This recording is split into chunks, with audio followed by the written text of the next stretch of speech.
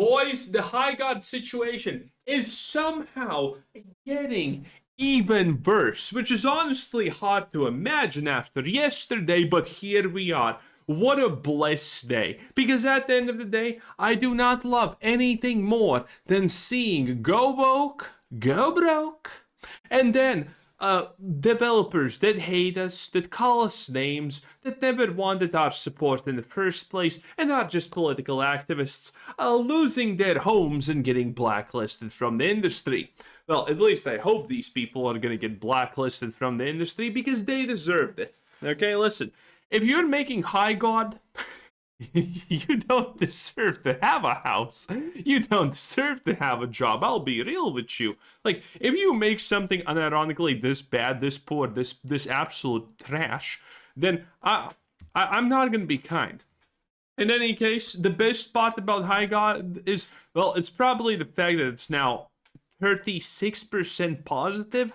Before it started off with a 28% positive. So boys, they're doing great. Trust. Highguard, the Cyberpunk 2077 redemption story starts now.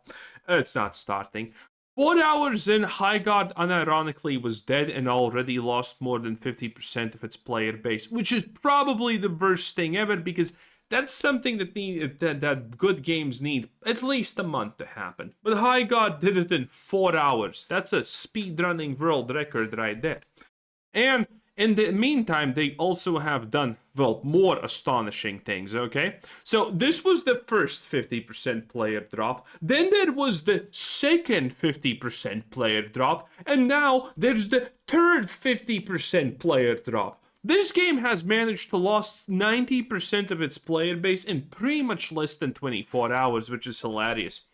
Yesterday, we already made fun of the fact that it looks like this game, it already flatlined. Oh my lord, it's insane. It flatlined. Look at this. 28, this is 8 UTC, and in America, this is pretty much prime time. This 20 UTC, if you see this ever on Steam, 20, 21, 23, 24, midnight is when things typically start dropping for good games, and the highest, and when things truly start to climb is roughly about around 7 UTC, which is 19. You know? Because that's the biggest overlap between Europe and America when people are home and starting to play the games. You know, Americans play during the day because they're jobless. Europeans play games when they come home from work because they're slaves. It is what it is.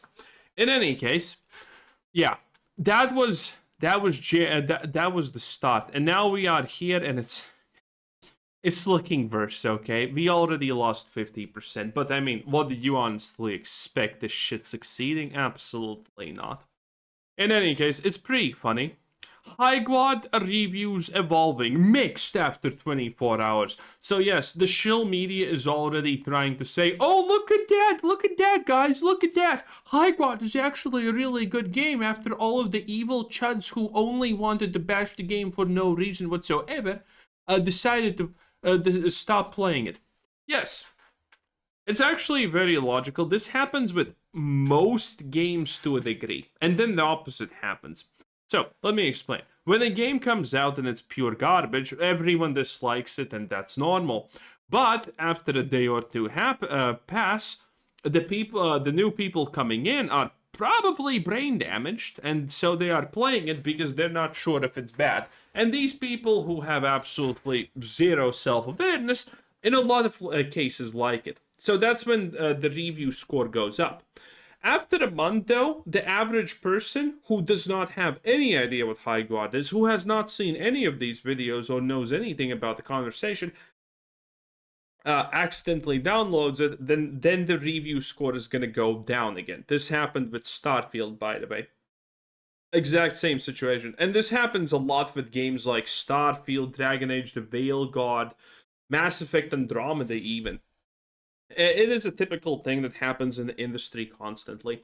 Oh, but in any case, the shills are gonna shill, and they're gonna shill hard. This is one of my favorites. This is obviously PC Gamer. Highguard is fine when you don't have an internet in your ear telling you it's nasty. Yes, because obviously, if I tell you breeding is bad, you're gonna stop breeding because you're obviously so dumb and mindless that you're gonna follow everything I say. So if anyone on the internet says "Hi God bad," we're obviously all gonna follow in line. Yeah, it's absolutely insulting that these people make these sort of headlines to begin with, honestly.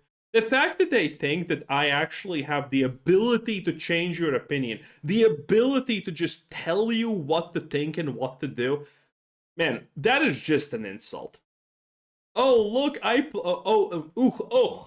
played 7 hours of Concord this week, and I immediately went back. It's, by the way, the same person, and a little bit of a bonus. I played 6 hours of Assassin's Creed Shadows, and folks, I think this one was worth the wait. You don't hate these people strong enough, honestly. That's all I'm gonna say about this, honestly. The only good part about Highguard is probably, I have no idea who this is, but man, mommy knows what's up. This is probably the only interesting thing about Highguard, and it's completely accidental, by the way. Watch this. They're gonna patch this out because this is a bug.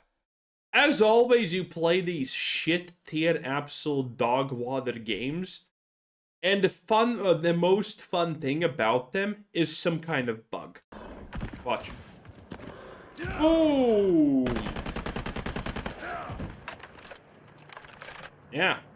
So this is a bug. This is supposed to be a normal jump. The movement's pretty decent, I guess. But, these are the people who made Destiny. And besides wokeness, Destiny is good at doing these things. And yes, obviously this is a bug. So needless to say, the Highguard devs are going to patch this out because this is a bug. And this is, I think, very indicative of very poor games. For example, this happened also with Diablo 4. Whenever there's something like this, the devs are gonna patch this out in literally hours. Which is stupid, because this is fun. This is actually something that people would see and be like, oh, I actually want to play this. This looks fun, but it's a bug, and they're gonna patch it out, so there's no point. We're gonna talk about this the last. Highguard devs say they didn't expect the hate. Well, I mean, you did make Highguard, so obviously your abilities to think are very limited, to say the least. But they're confident in their game, which is very interesting. I'm actually wondering who the hell is backing Highguard, because it's such a disaster. And the reason I actually have this is because I'm looking for one thing, and I could not actually find it. But about that a bit later. Highguard devs promise it won't have gaudy crossover skins or bombard players with constant ads. We don't want to leave you we want to leave you the hell alone. Yes, they're literally desperate with everything that they're saying currently. Oh, we're not gonna do this. Actually, this is a pretty decent thumbnail.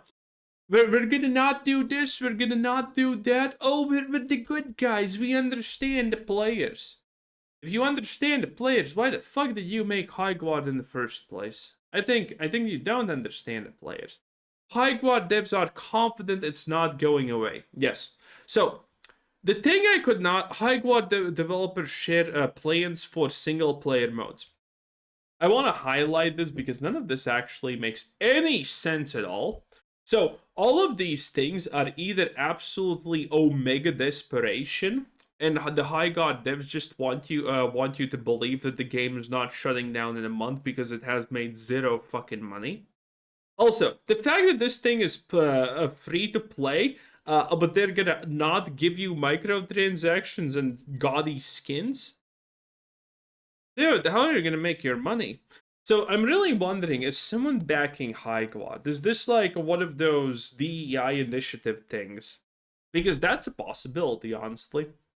But in any case, I could not find it, but there is a developer interview where they say that they have literally content for a year ahead.